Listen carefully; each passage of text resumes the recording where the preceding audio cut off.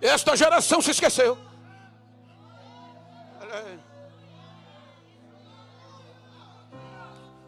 E sabe onde vão parar? 1 Samuel, capítulo 4, versículo 22. Sabe como eles terminam? Com a vergonha. E o que era que eles diziam? De Israel, a glória foi levada presa. Pois o que provocava o sobrenatural foi arrancado. Os filisteus levaram 20 anos. Não sentiram falta. Ficaram com medo do sobrenatural de Deus. Aí vem o capítulo 5 de 2 Samuel. Aí Deus tem levantado Davi. Aí Deus ratifica com Davi a aliança de Saul. Capítulo 5, ele é rei sobre todo Israel. Capítulo 6, ele quer construir um templo. Capítulo 7, ele vai buscar a arca de volta. Ele tinha o reino, tinha coroa, mas faltava algo, era o sobrenatural. Então ele vai buscar a arca. Quando ele vai trazendo, o próprio rei perde o equilíbrio e perde o decoro parlamentar ou monárquico. Ele pula, ele grita, ele cai, ele rasga a veste. Os crentes frios diziam: o rei está doido, mas não é doido não, filho. É que quando o crente se envolve com o sobrenatural, protocolo tem que ser quebrado. Ele quebra protocolos. Ele traz a glória de volta. Reorganiza-se. Só eles têm direito. As alianças de Deus, só eles, os judeus, têm direito. As promessas, só eles e nós, fora escravos, forasteiros. E Deus vai suportando. Mas eles só chegam até Jeremias 52 e 13. Com o templo. Salomão erege um templo. Segundo as Crônicas 7:16, Deus disse: a partir de agora os meus olhos e os meus ouvidos de forma perpétua vai estar neste lugar. Aí eles desobedecem. Aí vem Nabucodonosor e queima a casa do Senhor e a casa do rei. Aí Deus lamenta, porque disse por meio de Isaías 62, versículo 5. Olha, Deus lamentou na primeira, agora 62, versículo 5, por favor.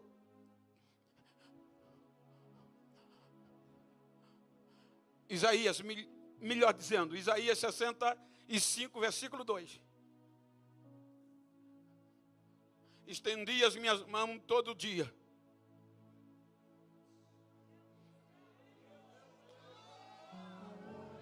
Há um povo rebelde que caminha por caminhos que não é bom após os seus pensamentos. Aí Jeremias diz que Nabucodonosor vem, humilha-os. E olha o que Deus faz. Mateus 1:17. Veja que só eles tinham direito. Deus trabalhou em 42 gerações. Mateus 1:17, de sorte que todas as gerações, desde Abraão até Davi, foram 14. De Davi até o cativeiro, agora que eu estou falando de Jeremias, mais 14 gerações. Investindo no sobrenatural. E diz: estendi minha mão a todo dia a um povo ruim. Leva-o para os cativeiros. A vergonha vai.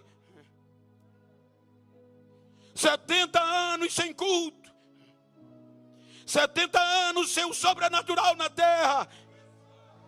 70 anos sem louvor. Os instrumentos pendurados nos salgueiros.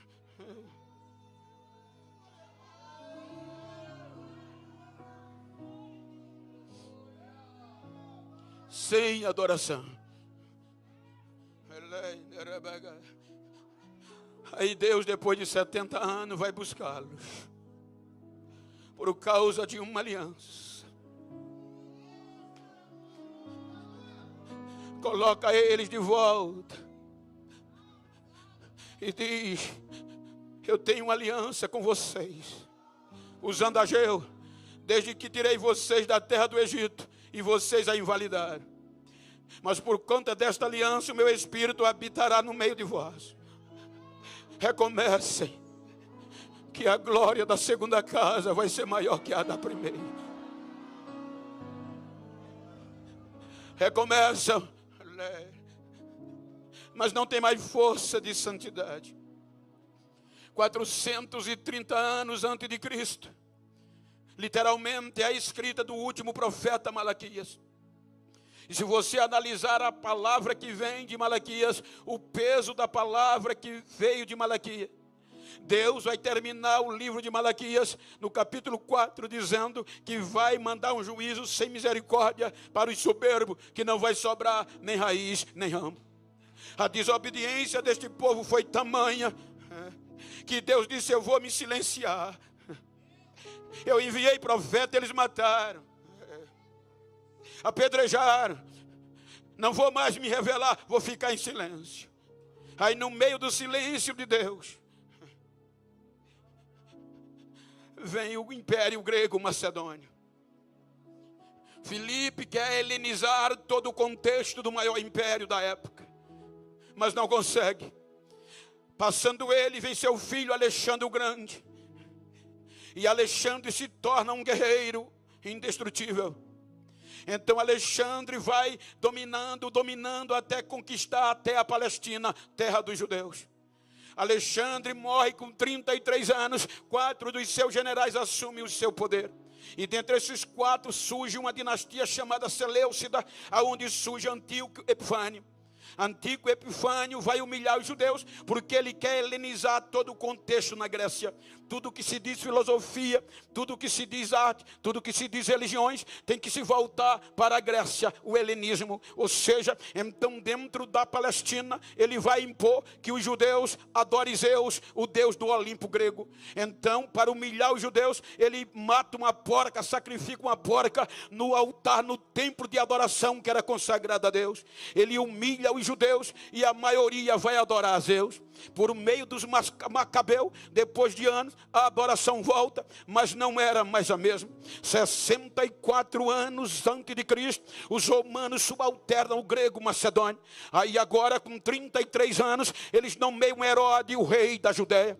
Então Herodes vem e vem sorrateiro. Para agradar os judeus, ele reforma o templo de Zorobabel e torna uma coisa linda aos olhos de todos. Agora o templo de Zorobabel não é mais aquele simples, mas é bonito demais. A história diz que o ouro, as ofertas sobressaía todas as expectativas. Agora o templo tem ouro, o templo tem oferta, o templo tem glamour, o templo tem ritual, mas não tem mais a palavra, não tem mais a unção e não vive o sobrenatural. Ou seja, o gesso é bonito, a luzinha deixa lindo, a fumacinha faz o charme, mas se não tiver o sobrenatural, não vale nada, não tem nada.